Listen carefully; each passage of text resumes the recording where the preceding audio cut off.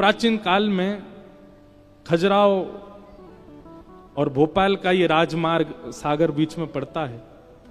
यहां ठाकुर जी किसी भक्त की भावना की पूर्णता के लिए आए और श्री अटल बिहारी जी का यहां पर मंदिर निर्माण किया गया। तो धन नहीं था, इतने ज्यादा धन नहीं थे, तो धन ना होने की वजह से पोशाक भी नहीं, श्रृंगार भी नहीं और कई बार भोग भी नहीं ठाकुर जी के लिए। रात्रि का समय और श्री बिहारी जी, अटल बिहारी जी को व्यारू भोग रखने की सामग्री नहीं।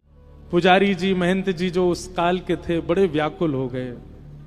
में प्रणाम करते हुए श्री अटल बिहारी जी से कहा, हे नाथ हमें क्षमा करो, आप कृपा करके हमारी सागर में पधारे हैं, सागर के वैष्णवों पर, बुंदेलखंड के लोगों पर कृपा कर रहे हैं, पर आपका हम भोग भी नहीं धरा पा रहे हैं, इतनी हम लोगों पर अयोग्यता है।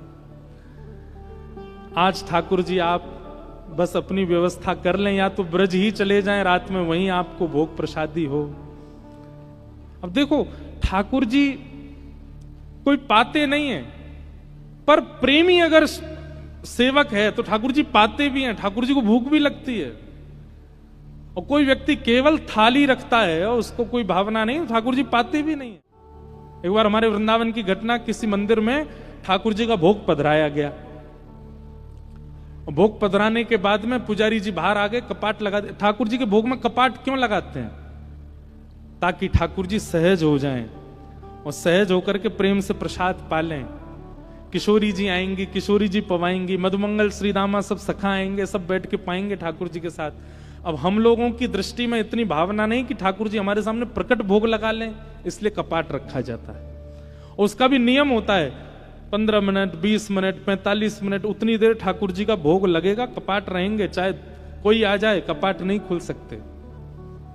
और कपाट खोलने से पहले ताल बजाए जाते हैं, ठाकुर जी को सहज किया। ठाकुर जी हम आ रहे हैं भीतर, आप सहज हो जाओ। तो पुजारी जी ने भोग धरा।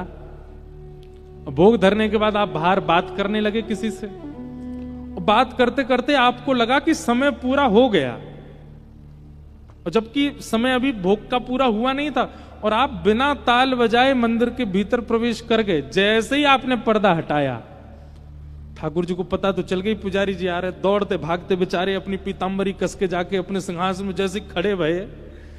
खड़े तो हो गए ठाकुर जी, लेकिन दाल और कड़ी और चावल मुख पे ही लगे रह गए, मुख पहुंचना भूल गए।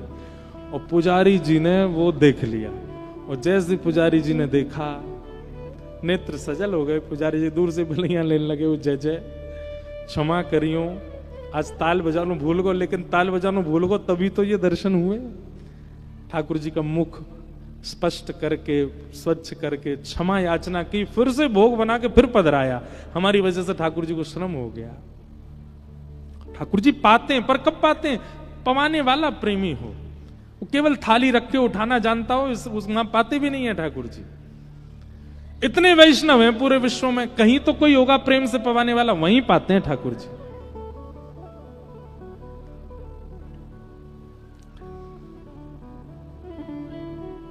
तो सागर में अटल बिहारी जी को व्यारू भोग नहीं धरा गया, व्यवस्था नहीं थी।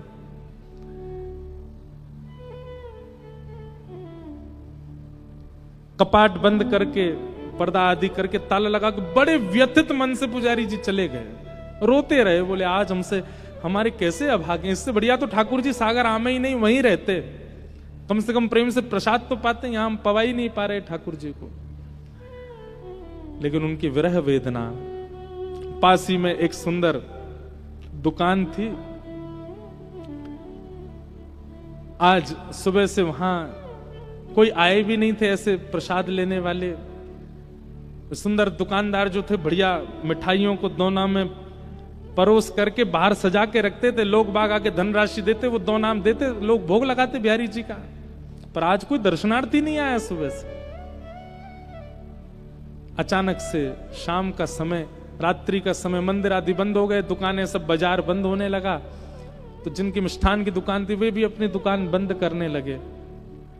तभी एक बढ़िया सेठ साहूकार का रूप, बढ़िया सुंदर, गले में स्वर्ण पहने हैं, अंगूठियां पहनी हैं, कड़ूला पहने, हाथन में कानन में कुंडल, और बढ़िया कोई जैसे मानो सेठ हो, कोई ऐसा रूप धारण करके कोई आए और आकर के कहा भैया क्या दाम है, कितने सेर आपके यहाँ मिलती है मिठाई। पहले तो रूप देख करके वो बोले कि कोई सामान्य रूप, सामान्य किसी व्यक्ति का रूप तो नहीं लगता, बड़े सुंदर हैं।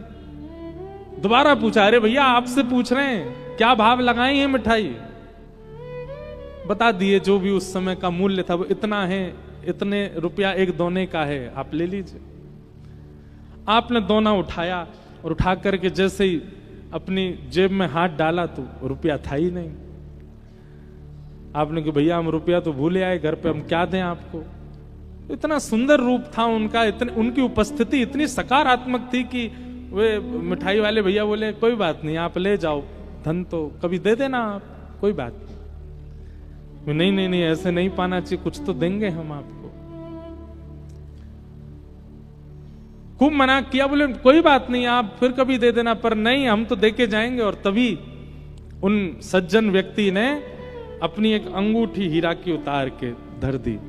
बोले महाराज जी अंगूठी रख लीजिए। और इसके, अरे भैया अंगूठी तो बहुत मूल्यवान है, इतने की तो कोई मिठाई नहीं पाई आपने, आप ये मत दे के जाइए। बोले नहीं नहीं आप रखिए। और ऐसा कह करके वो मिठाई खूब मना करते रहे पर नहीं, दे के चले गए। उन्होंने भी सोचा पता नहीं बड़ा अद्भुत व्यक्ति जिसके रूप से, उस उपस्थिति से इतना आनंद हो रहा था। अंगूठी ले गए, ले जाकर के अपनी तिजोरी में घर पे रख दी, सो गए। सुबह का उनका नियम रोज आके अटल बिहारी जी के दर्शन करते, फिर अपनी दुकान खोलते। आकर के जैसे ही दर्शन करने आए तो भीड़ लगी थी लोगों की। भीतर प्रवेश करके जैसे ही पूछा तो सब लोग व्याकुल। उन्होंने पूछा क्या हुआ, इतनी भीड़ कैसे आज सुबह। बोले भैया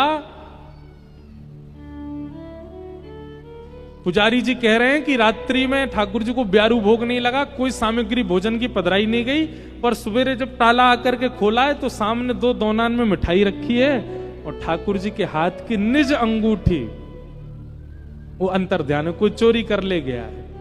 लेकिन आश्चर्य की बात यह, चोर भी आया था तो ताला तोड़ा होगा, ताला तो टूटा ही नहीं है, यथावत लगा है।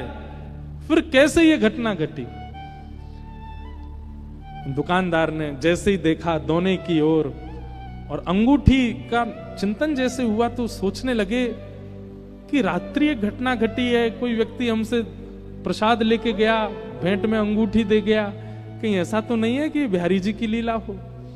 आपने तुरंत दौड़ करके अंगूठी लेकर के आए, आकर के पुजारी जी को देखी, यही अंगूठी है क्या ठाकुर जी की। देख करके पुजारी जी बोले हाँ यही अंगूठी है। ये सुनते ही वे भावुक हो गए, बोले अरे भैया आपने कल भोग नहीं धरा ठाकुर जी को और आप इतने व्याकुल हो गए जाकर के कि आपकी व्याकुलता के कारण ठाकुर जी ही आए और आकर के अपनी अंगूठी भेंट देकर के प्रसाद लेकर के गए, रात में ब्यारू भोग पाया।